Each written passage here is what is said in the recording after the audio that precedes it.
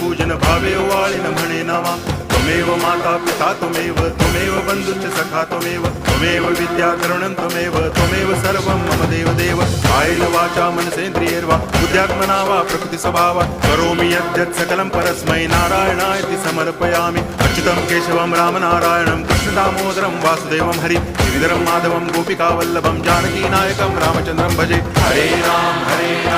Ram Ram